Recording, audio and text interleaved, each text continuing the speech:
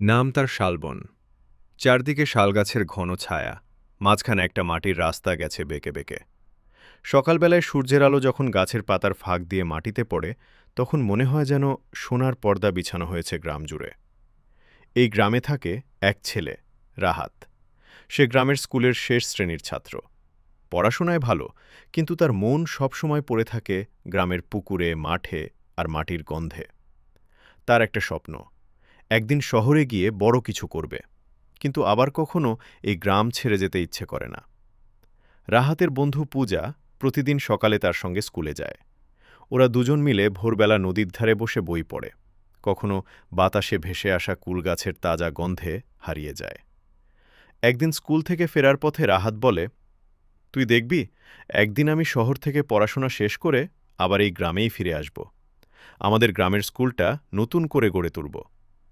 পূজা হেসে